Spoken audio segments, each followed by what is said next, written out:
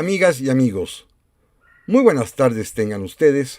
Los saluda con el afecto de siempre José Manuel Villalpando aquí en una emisión más de su programa La historia que quiero vivir, que como ustedes bien saben y mucho lo agradezco, está disponible este sábado, como todos los sábados, a partir de las 5 de la tarde, de las 17 horas en punto, en el canal de YouTube de José Manuel Villalpando, valga la redundancia. En ese canal, como siempre lo digo, aparte de que aparece cada semana exactamente los sábados el programa que corresponde justamente a cada 8 días, pueden ustedes encontrar literalmente centenares, casi 500 programas anteriores que ustedes pueden ver, oír, escuchar cuando gusten, cuando crean conveniente, cuando les convenga, cuando quieran, cuando les plazca finalmente.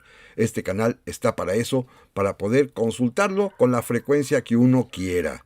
Les agradezco, como siempre, infinitamente su presencia, su compañía, el que estemos juntos para recordar el pasado, recordando y reiterando, como siempre lo hago, que este programa y que este canal no tienen ningún fin económico, utilitario, monetizado, político, de ninguna índole, porque está simplemente dedicado a platicar de historia, que es el tema que ustedes y a mí nos apasiona. Gracias amigas y amigos una vez más, y les reitero como siempre que están a su disposición las vías electrónicas que permiten comunicarnos, bien sea a mi correo villalpandohistoriador@gmail.com, a mi página de Facebook Villalpando y la Historia, o también en los comentarios que permite este mismo canal de YouTube. No se diga más, amigas y amigos, y si les parece bien, vamos a dar inicio al programa de hoy. Porque vamos a continuar con el tema que iniciamos la semana anterior, precisamente motivado por el fallecimiento del Papa Francisco. Hace 8 días iniciamos esta narración acerca de las relaciones históricas que el papado, que el Vaticano, ha tenido con nuestra patria desde hace más de 500 años. Exactamente desde el año de 1492, cuando aún ni siquiera existía este concepto de México, pero ya sin embargo el Papa Alejandro VI había dispuesto la repartición del recién descubierto continente americano en 2 grandes porciones. Una mayor para España, una menor para Brasil. A partir de ahí inicia la presencia, por supuesto, continuada todavía con más énfasis en nuestra patria, en la antigua Mesoamérica, en la Nueva España, en el México independiente, sobre todo porque, como todos sabemos, pues México se convertirá, la Nueva España también se convertirá en una nación católica, gracias a la evangelización precisamente dispuesta por el Papa Alejandro VI, que le otorgó buena parte del continente americano a Castilla, a la España actual, con la condición de evangelizar, de llevar la fe de Cristo a este nuevo continente. A partir de ahí inicia esta histórica relación peculiar que hemos tenido con el Vaticano. Ya mencionábamos la vez pasada una serie de sumos pontífices y la relación que tuvieron con nosotros, con nuestros antepasados. Y ahora quisiera yo ya abordar el tema, la segunda parte, que se refiere precisamente a lo que han realizado, han hecho los papas allá en Roma con relación a México, cuál ha sido esta historia común, pero a partir del siglo XX y lo que llevamos del siglo XXI.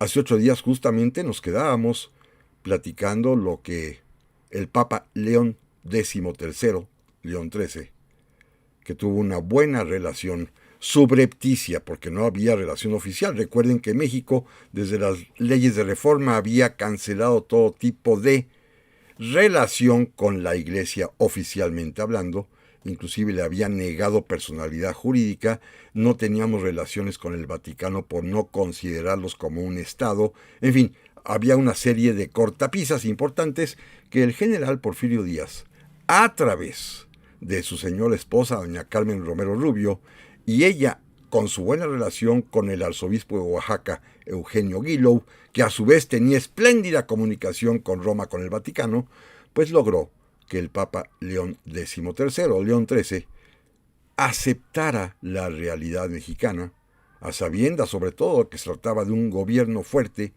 que estaba dando un giro importante a la historia de México, el de Don Porfirio, con un gobernante que a su vez se declaró en privado católico, tema que hemos platicado en otra ocasión y que sin embargo esto es del conocimiento del Santo Padre León XIII, lo cual va a permitir pues que se inicien unas relaciones mucho más, pues si no afectuosas, por lo menos ya no tirantes, que se van a perfeccionar con varios actos interesantes, como por ejemplo la autorización que dio Don Porfirio para que vinieran a México por encargo directo de León XIII las órdenes religiosas educativas, como las Damas del Sagrado Corazón, las del Verbo Encarnado, como también los hermanos maristas, los hermanos salesianos, los lasallistas, pero además con los obsequios y reconocimientos al culto tradicional mexicano que hizo el propio pontífice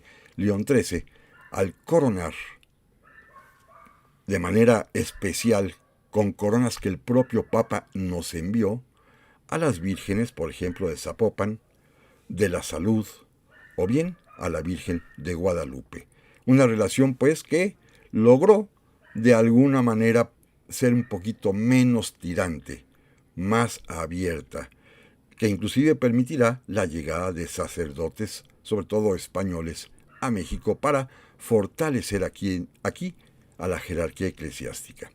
Pero vienen otros tiempos, otros cambios, a partir del siglo XX y particularmente después de la Revolución Mexicana y específicamente de la Constitución de 1917, en donde México, a través de su Congreso Constituyente, enfatizó de manera todavía más dura y áspera la situación, porque ni siquiera relación, la situación de la Iglesia Católica.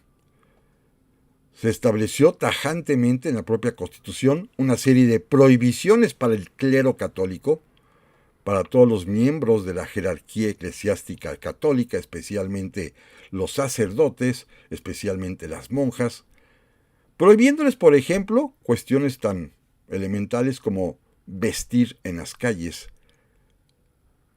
los trajes, los hábitos, las sotanas propias de su condición religiosa, o por ejemplo, la prohibición del culto público, o por ejemplo, el dejar a los estados fijar el número de sacerdotes católicos que podrían operar en cada entidad federativa, tema que ya hemos platicado y que incluso este año lo reiteramos cuando hablábamos del fracaso de la Iglesia Católica Mexicana, así entre comillas.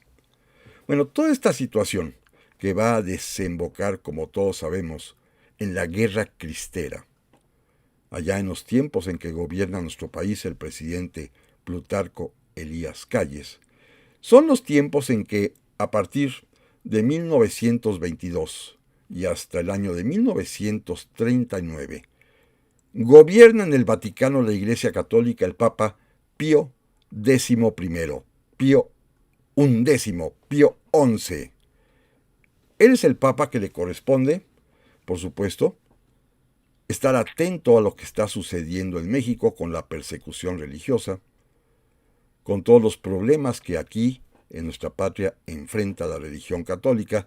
No juzgo si tiene razón o no el gobierno, no juzgo si tienen razón o no los católicos mexicanos, pero que finalmente esto desemboca en una guerra sangrienta, la Guerra Cristera, ya entre 1926 y 1929.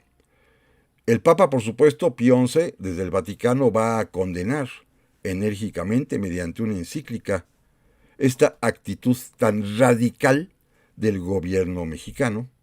No hay, por supuesto, ningún viso de comunicación con ellos, no hay manera de entenderse, y sin embargo, el Papa, de manera prudente, a partir de 1929, cuando en México, de hecho, se pacta con la Iglesia gracias a los esfuerzos del presidente Emilio Portes Gil y del arzobispo José Mora y del Río.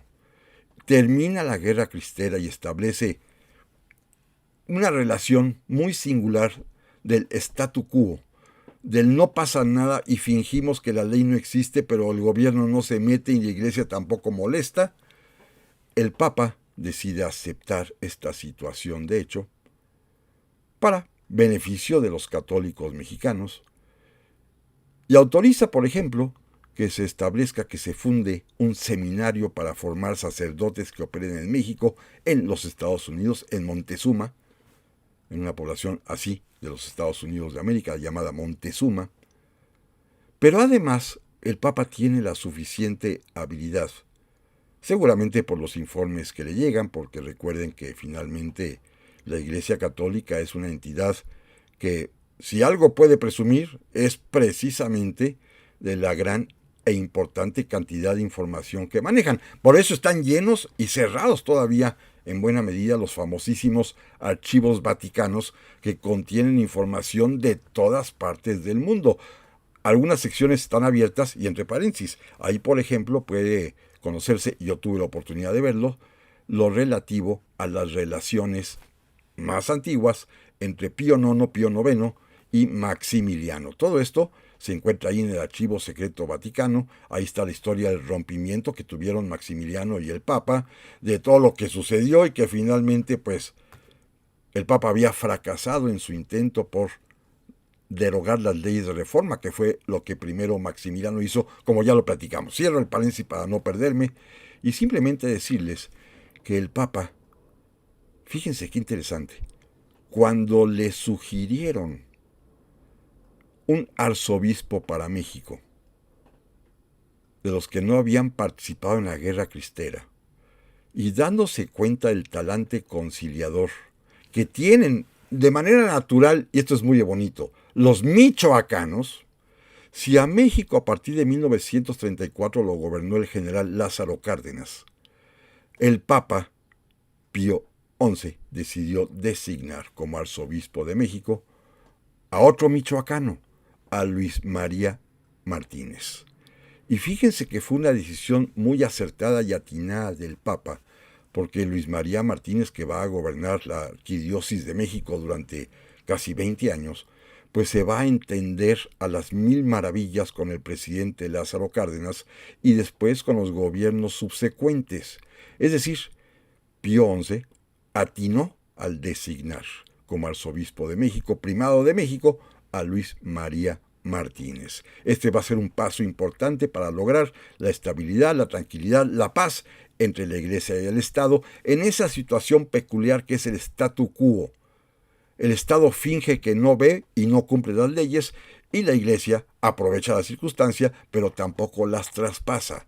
Es la época, por ejemplo, que todos conocemos, de las escuelas particulares de órdenes religiosas, pero que sin embargo fingen no serlo, y cuando llegaba el inspector, como contaban en las anécdotas infantiles, si por un lado tenían el retrato de San Juan Bautista de la Salle, al momento que llega el inspector de la Secretaría de Educación Pública se voltea y está Benito Juárez. Es decir, esta doble careta, esta doble máscara, esta forma tan hipócrita, pero tan mexicana a la vez de mantener las relaciones entre la Iglesia y el Estado, es el tiempo preciso del arzobispo Luis María Martínez, designado, repito, consagrado por el Papa Pío XI.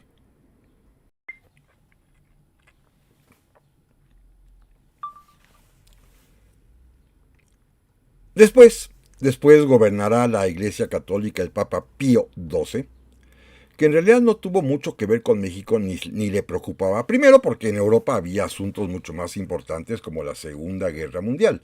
Recuerden que Pío XII gobierna entre 1939 y 1957-58, así que a él le toca un momento muy, muy delicado, muy difícil allá en Europa.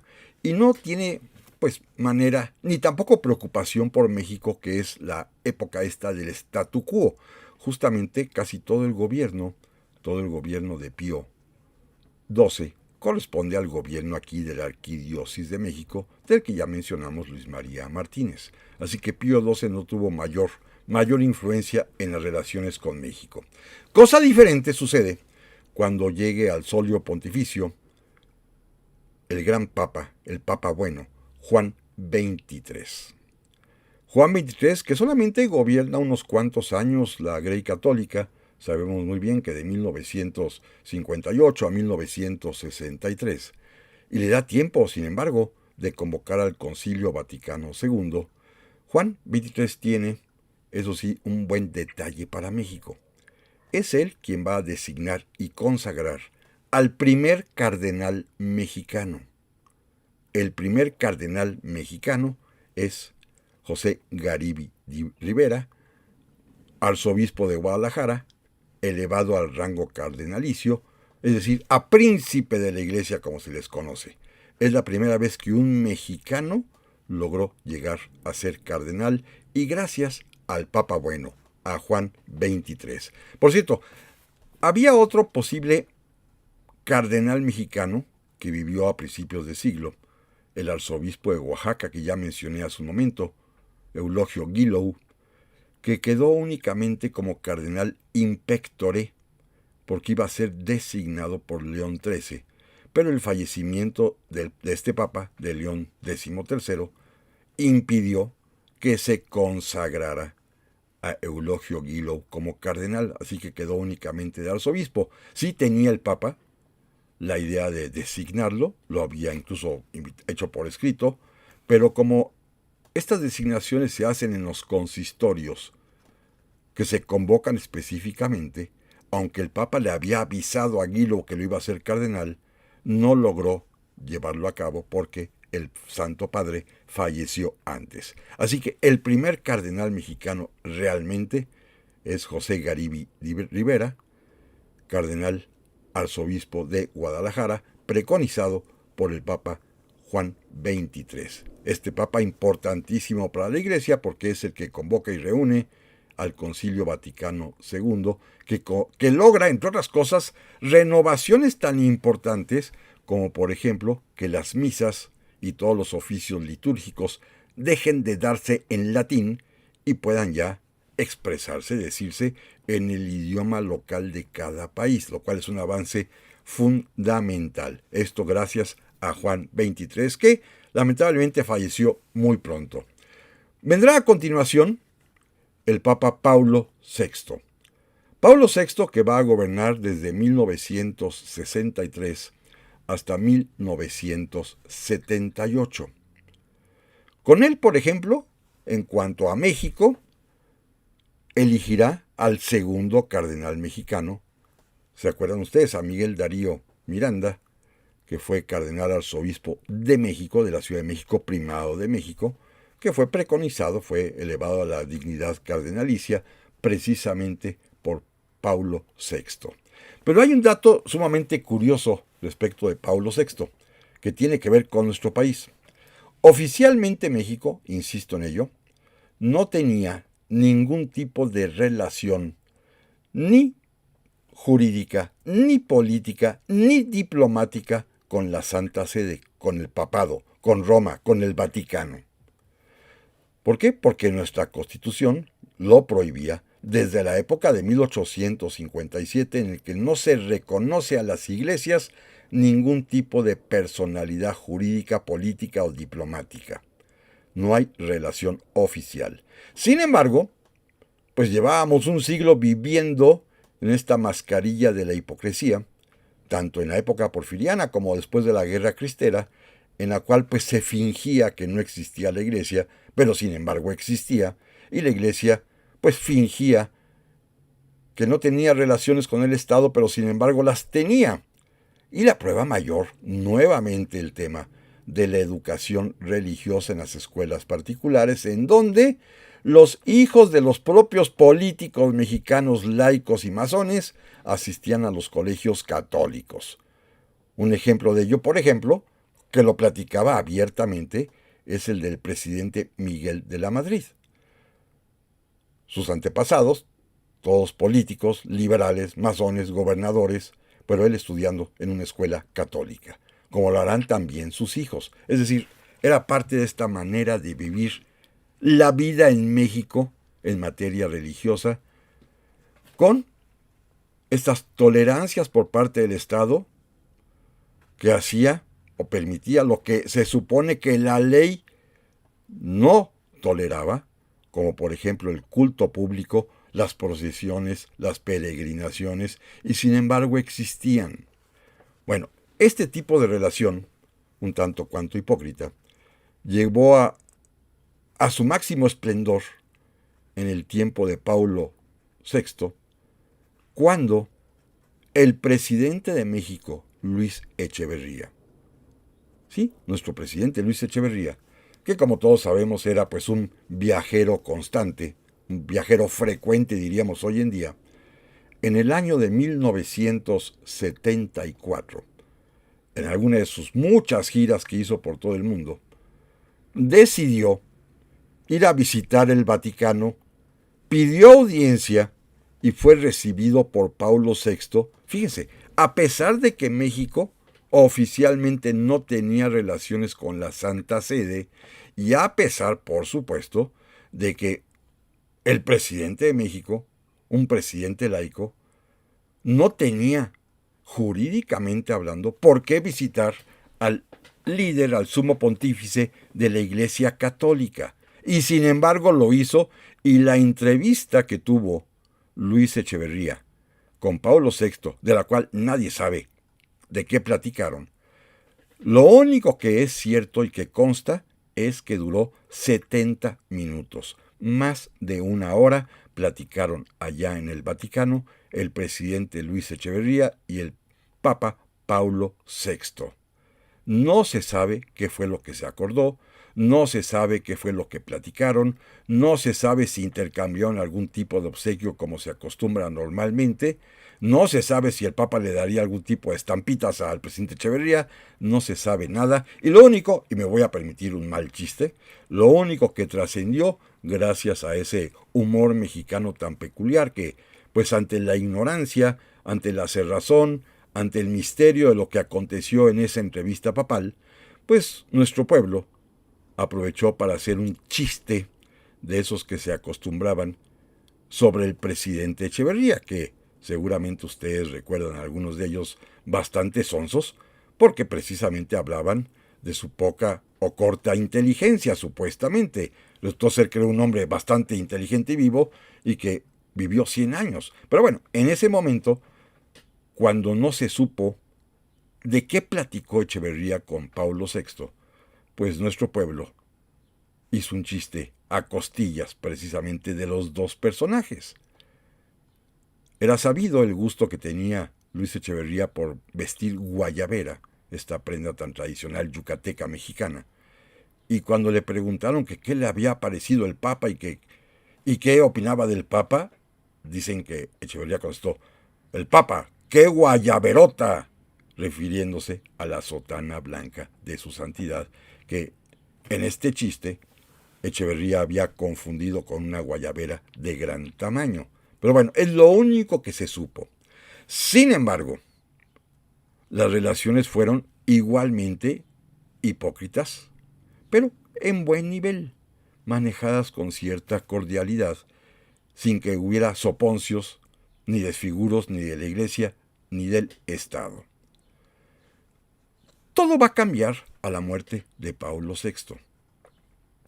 Como ustedes recuerdan, ese año de 1978 hubo 3 papas. El propio Paulo VI, que fallece, es electo en el cónclave de los cardenales Juan Pablo I, que gobernará apenas 33 días. Fallece también de manera todavía misteriosa al parecer, y es electo también por sus colegas cardenales en el cónclave Juan Pablo II. Miren, ya Juan Pablo I en esos pocos días logró todavía anunciar que uno de sus objetivos primeros sería viajar a México. Viajar a México por una razón no política ni diplomática, porque no había relaciones, Sin embargo, el arzobispado mexicano y el gobierno mexicano había dado ya su anuencia, porque en nuestro país, en la ciudad de Puebla, se iba a realizar la Conferencia General del Episcopado Latinoamericano, el SLAM, que iba a ser una especie de congreso de sacerdotes, de obispos, de teólogos católicos del continente americano, importantísimo porque en él se iban a debatir y a fijar posiciones justamente frente al movimiento que estaba en esos momentos en auge, llamado la teología de la liberación, que inició en América Latina con teólogos brasileños, nicaragüenses, y que en ese momento estaba postulando la idea de una iglesia para los pobres, en el sentido más estricto de la interpretación del Evangelio. Era un problema político para la iglesia grave esto de la teología de la liberación, y se había acordado reunir un concilio, esta reunión ecuménica de obispos y de teólogos en la ciudad de Puebla, y Juan Pablo I alcanzó a anunciar que él quería venir, pero sin embargo se lo impidió la muerte. Pero Juan Pablo II, Karol Wojtyła, recuerden ustedes, de origen polaco, un hombre que había vivido también bajo un régimen durísimo, de negación total de los derechos de la Iglesia y de sus miembros, en un régimen comunista, además oprimido por la Unión Soviética. El Papa Juan Pablo II, que sabemos fue opuesto a la teología de la liberación, manifestó de inmediato su interés por venir a México y precisamente encabezar los trabajos del SLAM, de esta Comisión Episcopal para América Latina. Obviamente, pidieron permiso, tanto la Arquidiócesis de México como el propio Vaticano, por vías muy peculiares, por vías de personas físicas mexicanas que estaban bien relacionadas con Roma y al mismo tiempo bien relacionadas con el presidente de la República, José López Portillo, de que el Papa pudiese venir.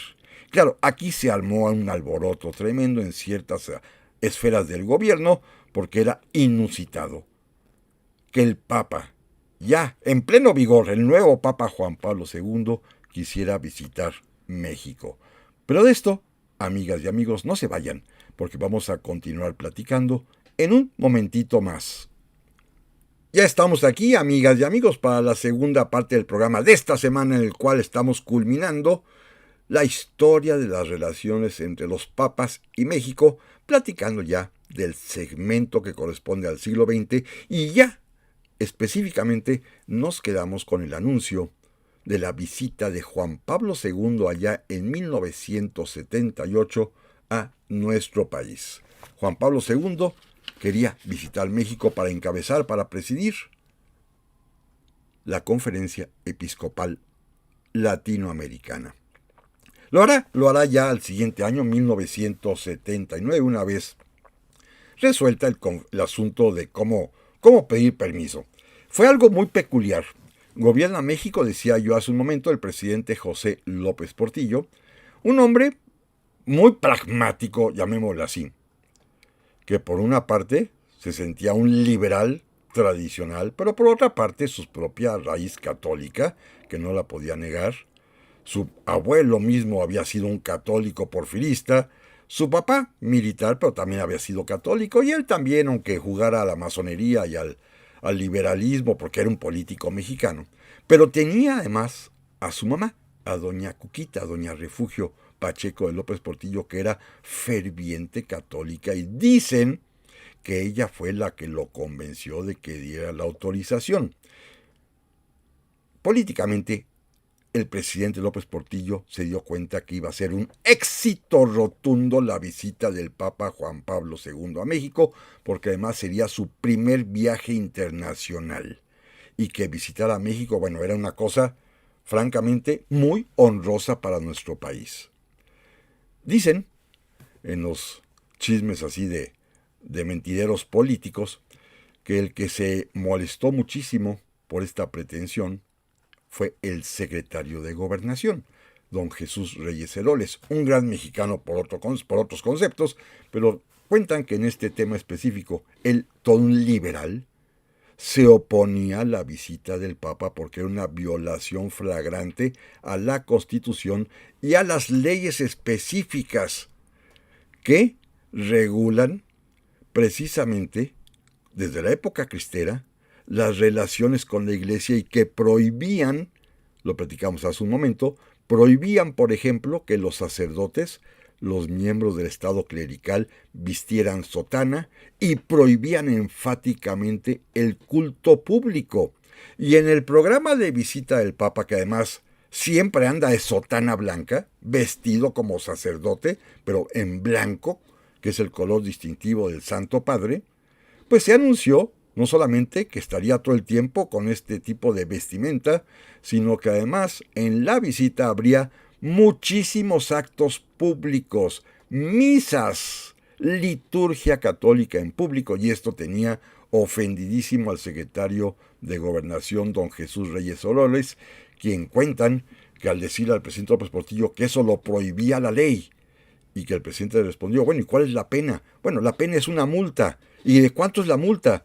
La ley era de 1926, de 100 pesos, que en aquel tiempo era muchísimo. 100 pesos. Cuentan que el presidente López Portillo sacó su cartera y le dio 100 pesos al secretario Reyes Heroles, diciendo, mire, yo pago la multa y ya. El caso está que Juan Pablo II vino a México ya en 1979 en una visita que quienes lo vivieron como yo recordarán que fue apoteósica.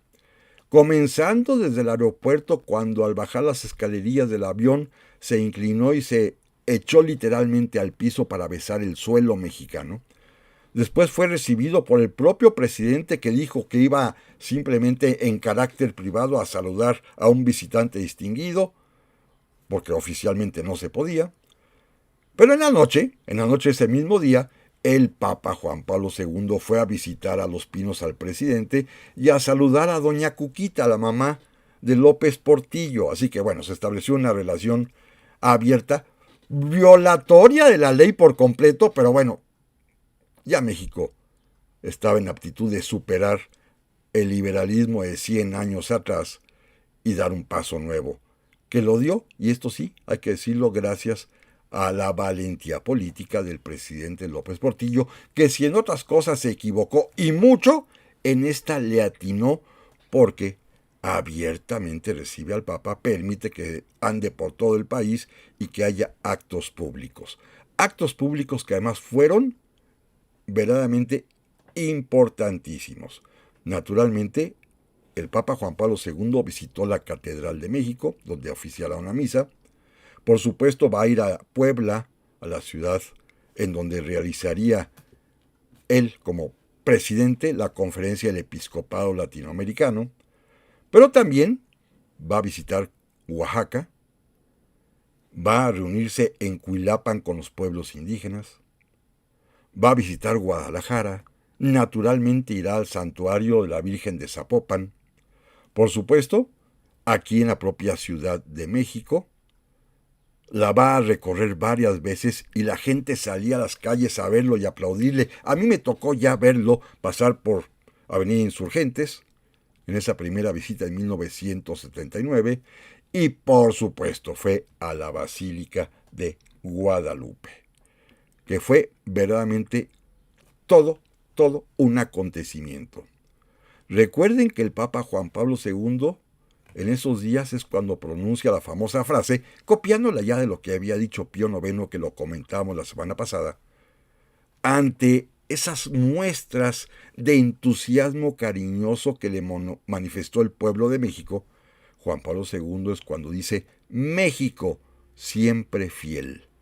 Y el pueblo mexicano le respondió, ¿se acuerdan con aquella canción de Tú eres mi hermano del alma, realmente un amigo?, que se va a convertir en el himno de Juan Pablo II, la canción original de Roberto Carlos, cantándosela al Papa en todas partes donde visitó. Fue un éxito absoluto en 1979 la visita de Juan Pablo II, repito, en Puebla, en el CELAM, por supuesto en la catedral, visitando al presidente López Portillo en privado y a la mamá del presidente en Los Pinos, lo cual seguramente la llenó de alegría. Oaxaca, Cuilapan con los pueblos indígenas, en Guadalajara, en Zapopan, y va a rematar aquí en la Ciudad de México, en la Basílica de Guadalupe, y todavía, ante lo que había acontecido en el norte del país, particularmente en Monterrey, decide ir, aunque sea un ratito, a la capital del estado de Nuevo León y dar una misa en el río Santa Catarina, que había tenido una desgracia tremenda, una gran inundación, para toda la gente de Monterrey antes de regresar a Roma. Un éxito absoluto. Y eso que no había relaciones. Años después, se va a realizar una segunda visita de Juan Pablo II. Como ven, Juan Pablo II se va a convertir en el ídolo del pueblo mexicano, en el sentido, pues más, ustedes quieren, más rudimentario de la palabra, porque va a haber una especie de entrañable relación cariñosa entre el Papa y los mexicanos, a grado tal que a nuestro país lo visitó 5 veces. 5 veces, quizás a ninguna otra nación visitó tanto, porque le encontró, de veras, le encontró un gusto especial, un afecto especial, que por supuesto, en cada ocasión, sobre su solideo blanco en la cabeza se colocaba el sombrero de charro blanco que le mandaban hacer y le regalaban naturalmente. En 1990 todavía no hay relaciones con la iglesia, ¿eh? Será hasta 1992 cuando el presidente Carlos Salinas de Gortari promueva la reforma constitucional que por supuesto se consigue. Ya saben que aquí el gobierno presenta una petición de reforma a la Constitución y se acata de inmediato.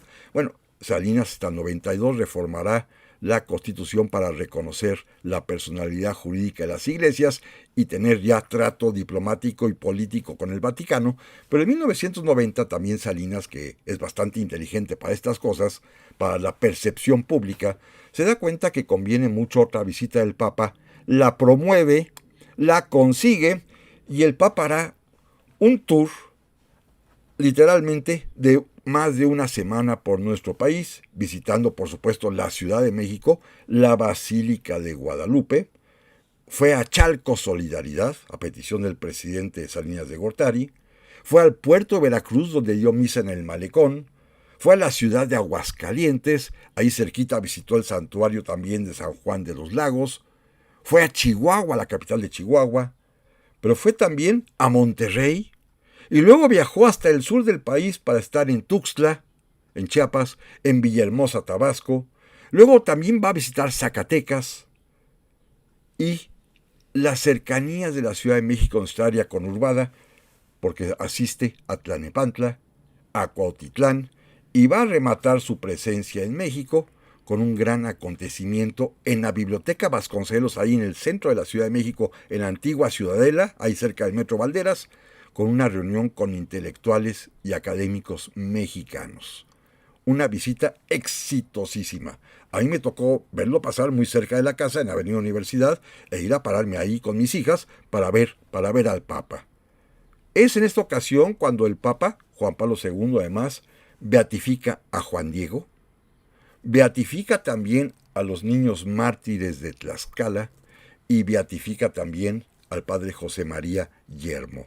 Fue una visita quizás la más exitosa de todas, donde se refrendó las palabras del Papa, que las volvió a decir, de México siempre fiel, y México le volvió a dar una vez más la canción de realmente el amigo. Tú eres hermano del alma, realmente el amigo. Así que un éxito absoluto la visita de Juan Pablo II, esta segunda visita en el año de 1990.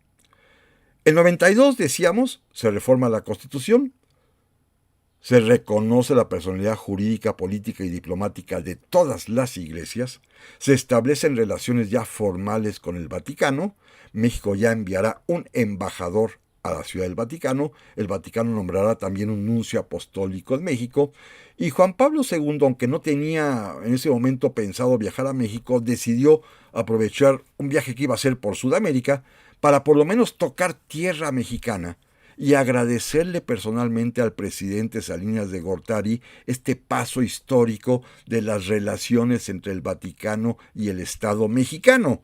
Y por lo tanto, en 1993, el Papa logró pasar por Yucatán, aterrizar de paso así a la carrera, casi en la ciudad de Mérida, visitar por supuesto el santuario maravilloso y hermosísimo de Nuestra Señora de Izamal, de la Virgen de Izamal ahí cerquita, pero no quería dejar estar presente, aunque fuera un par de horas, 3 horas que estuvo nada más en México para dejar constancia de su agradecimiento al presidente Salinas de Gortari por la reforma conseguida de la Constitución para restablecer las relaciones entre la Iglesia y el Estado. Esto ocurrió, repito, aunque fuera por 3-4 horas en 1993, y en cambio, más adelante, en 1999, gobernando nuestro país ya Ernesto Zedillo Ponce de León, Juan Pablo II volverá a la Ciudad de México.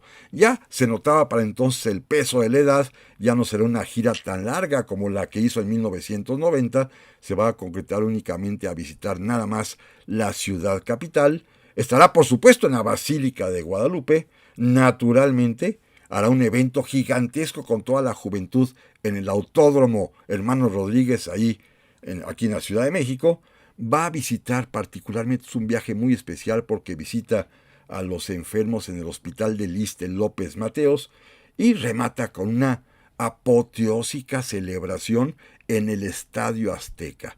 Nada más visitó la Ciudad de México allá en 1999, pero fue nuevamente, una vez más, una estruendosa visita en el que nuevamente el Papa ratificó México siempre fiel y otra vez los mexicanos le cantamos hermano del alma, realmente el amigo.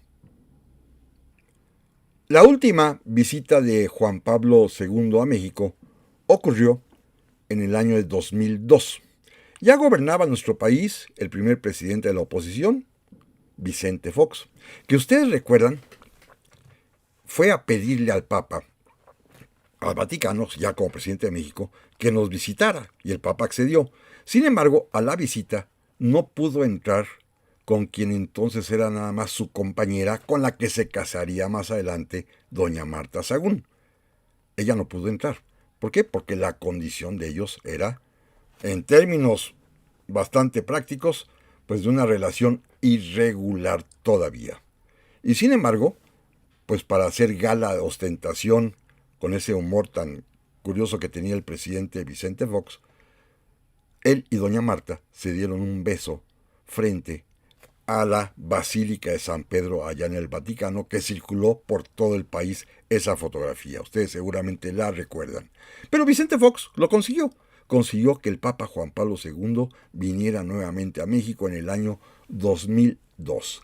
Ya el deterioro de salud del Papa sí era evidente y manifiesto, y únicamente fue una visita muy breve a la única ciudad que visitó fue la Ciudad de México, y a lo único que vino en realidad fue a la Basílica de Guadalupe, a la villa, y ahí realizó la canonización de Juan Diego.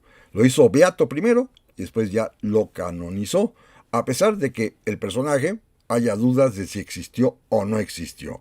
Sin embargo, el Papa lo canonizó. Y era un Papa con la edad muy avanzada, con problemas de salud muy graves. Imagínense, había sobrevivido a las enfermedades y a 2 atentados, así que sí estaba bastante deteriorado. Será la última vez que venga a México y nuevamente, por supuesto, pronunciará su frase de México siempre fiel, y nuevamente los mexicanos que estaban encantados con Juan Pablo II le van a obsequiar la canción de Hermano del alma, realmente el amigo. Fueron 5 visitas papales de Juan Pablo II en momentos decisivos. Todas ellas en tiempo todavía de la reforma constitucional previa, cuando no había oficialmente relaciones con López Portillo, y después ya en pleno neoliberalismo 4 visitas más. Es decir, México se sentía orgulloso de que Juan Pablo II nos visitara, y el Papa se sentía particularmente querido, respetado, y se sabía además que tenía entre los mexicanos un gran prestigio, un gran carisma. La prueba está en que cuando fallece Juan Pablo II, pues son muchos los mexicanos que deciden ir a sus exequias, a sus funerales, y que hacen cola para formarse por días y por noches para poder entrar al Vaticano a ver el catafalco donde está el cuerpo de este papa que fue tan querido para México. Su sucesor es el Papa Benedicto XVI, que gobierna México, como todos sabemos, a partir de 2005 y hasta el año de 2013, cuando abdica. Y Benedicto XVI, que es un papa muy singular, un teólogo, un pensador, un escritor, un hombre muy poco en realidad experto en cuestiones de pastoral y de manejo de la gente de diócesis, que fue electo, como todos sabemos, y lo recomendaba yo hace 8 días, en la película Los dos papas y el libro además a propósito de ellos, fue un papa que tuvo pues esta visión de mantener muchas cosas como estaban, sin avanzar en las reformas que la Iglesia necesitaba. Y por ello quizás, y por su edad, viajó muy poco. No podía dejar de venir a México. Gobernaba nuestro país el presidente Felipe Calderón, y el Papa Benedicto XVI, pues sí, decidió finalmente aceptar la invitación. Un tanto cuanto forzada porque fue un viaje muy peculiar, el Papa venía algo mal de salud, y visitó únicamente 3 ciudades allá, en el estado de Guanajuato, en el año 2012. Recuerda además que Benedicto, con todo respeto, no era precisamente muy carismático, ni tenía una gran presencia física, ni un manejo de multitudes como sí lo tenía Juan Pablo II, indudablemente. Y Benedicto, que además, repito, venía un poco mal de salud, visitó únicamente las ciudades de Guanajuato, de Silao y de León, todo eso en el mismísimo estado de Guanajuato. Así que fue pues muy poca la relación que México tuvo con el Papa Benedicto XVI. Digo, sí, por supuesto hubo una relación diplomática. México ya desde 1992 mantiene su embajada en la Ciudad del Vaticano, así como el Vaticano mantiene aquí en México su nunciatura apostólica, es decir, hay representantes diplomáticos, hay buenas relaciones, pero pues no fue muy entusiasta ni el recibimiento ni la actitud del propio Papa Benedicto XVI. Cuando abdica, no muere, murió después, cuando abdica, en ese movimiento tan peculiar de la Iglesia, porque hacía muchísimos siglos que un papa no renunciaba, fue electo, como todos sabemos, el argentino Jorge Mario Bergoglio, el Papa Francisco, que recientemente acaba de fallecer. Justamente este sábado fueron sus exequias, su funeral. El Papa Francisco recibió la visita allá en el Vaticano del presidente Enrique Peña Nieto, quien lo invitó a venir a México. El Papa va a aceptar y en el año 2016 va a visitar nuestro país el Papa Francisco. Fue una visita muy peculiar. Yo en lo personal puedo decirles que quizás no tuvo esa empatía tan enorme porque era muy difícil igualar lo que había conseguido en 5 grandes visitas emocionantísimas Juan Pablo II. Además de que quizá para los mexicanos el sentido del humor tan peculiar del Papa Francisco, un sentido del humor muy argentino, a lo mejor no hicimos buen clic, no hicimos empatía muchísimo con él, porque inclusive algún incidente llegó a suceder en el que pues lo empujaron o algo pasó y el Papa se molestó. En lugar de soportarlo y con buen sentido, se molestó. En fin, visitó, por supuesto, oficialmente Palacio Nacional el Papa Francisco para saludar como jefe de Estado a otro jefe de Estado, Enrique Peña Nieto. Naturalmente ofició misa en Catedral Metropolitana aquí en la Ciudad de México. Y va, por supuesto que va a la Basílica de Guadalupe, que en eso sí había una enorme coincidencia con México porque el Papa era muy guadalupano. Esto es algo sorprendente porque era argentino, tienen su propia Virgen de Luján, pero el Papa sabía de que un antepasado suyo, antecesor suyo, Benedicto XIV, allá en 1752, había nombrado a la Virgen de Guadalupe patrona de las Américas, y el Papa Francisco reconoció esa condición y era particularmente devoto de la guadalupana. También va a visitar Ecatepec, aquí cerquita, el Hospital Infantil de la Ciudad de México, porque él era muy sensible a esta cuestión del dolor y sobre todo de los niños. Va a ir a Tuxtla Gutiérrez, Chiapas, y a San Cristóbal de las Casas en Chiapas también. Va a visitar la ciudad de Morelia, que faltaba entre las grandes ciudades visitadas por un papa, las grandes ciudades de tradición católica mexicana.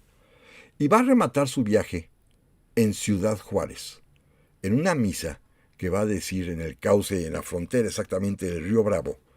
Una misa binacional porque estaba literalmente colocado sobre los dos países, en la mera línea fronteriza. Ahí dice la misa, con el tema específico en su homilía del trato a los migrantes. Así que es una misa muy importante que dice, digámoslo así, a horcajadas entre las dos naciones en la frontera de Ciudad Juárez. Esta fue la relación que Francisco, que tampoco también por cuestión de salud y porque había muchos otros temas importantes que tratar a lo largo de su pontificado, pues solamente pudo venir en una sola ocasión a México. Y ahora Francisco lamentablemente ha fallecido. La Iglesia y el mundo entero y los católicos de todas partes están a la espera de saber quién será el nuevo Papa. Quizás hagamos, como lo había yo ofrecido, una serie de programas, por lo menos un programa, acerca de la historia de los cónclaves, que es un tema verdaderamente apasionante. Pero miren, de cualquier manera conseguí un librito, bueno, ya lo tenía yo aquí en casa desde hace tiempo, del padre Apeles, que se llama El Papa Muerto, Viva el Papa. Es un libro, dice, un libro apasionante sobre los entresijos del Vaticano, el recinto más exclusivo del mundo. Editado por Plaza Janés, del padre Apeles, El Papa ha muerto, vive el Papa. Es un libro que platica tres cosas específicas. La muerte de un papa con todos los rituales eclesiásticos que ello significa, y cita casos históricos importantes desde San Pedro hasta nuestros días. Segundo, el cónclave que elige al papa y las diversas maneras que en la antigüedad tenían para hacerlo, y sobre todo cuál ha sido la conducta de los conclavistas y por qué han elegido a unos sí y a otros no, en fin, a lo largo de la historia. Y una tercera parte que es cuando el papa ya es electo, cómo elige su nombre, los primeros rituales, en fin, es un libro interesantísimo. Lástima que está desactualizado porque es una edición de 2005, precisamente pues de cuando murió el Papa Juan Pablo II, pero de alguna manera pues sirve para entender lo que estamos a punto de presenciar en estos días. Sin embargo, repito, voy a pensar muy seriamente si hacemos una serie, un programa por lo menos, sobre los cónclaves, que resulta ser interesantísimo y apasionante. Pero lo más interesante para mí, lo más importante, era resaltar esta relación histórica tan peculiar que hemos tenido con los papas, con el Vaticano, con Roma, con el sumo pontífice de la Iglesia Católica, por más de 5 siglos, desde 1492, que, insisto, llegó a su apoteosis con Juan Pablo II, que seguramente será irrepetible ese cariño mutuo, ese afecto que se dio entre el Papa polaco y nosotros. Quizás se deba, por ejemplo, a que el Papa además también venía de una dictadura, y a que el Papa también era profundamente devoto de la Virgen María, igualmente que Francisco, encontró en la devoción guadalupana una especie de punto de contacto con el pueblo de México por la importancia del culto a la Virgen María, y particularmente, lo resalto una vez más, porque la Virgen de Guadalupe, como también lo hizo notar el Papa Juan Pablo II, la Virgen de Guadalupe es madre. Y en el Nican Mopahua, en la relación tradicional de las apariciones se dice claramente que la Virgen le preguntó a Juan Diego: ¿no estoy yo aquí que soy tu madre? ¿Qué más necesitas? Y esto a Juan Pablo II le hacía brotar las lágrimas. Amigas y amigos, los papas y México ha sido un tema importantísimo y lo seguirá siendo en nuestra historia. Y por lo pronto, yo les agradezco a ustedes su presencia en esta emisión. Y primero Dios, aquí nos vemos ya con otro tema, quizá los concilios, la próxima semana. Pásenla muy, pero muy bien.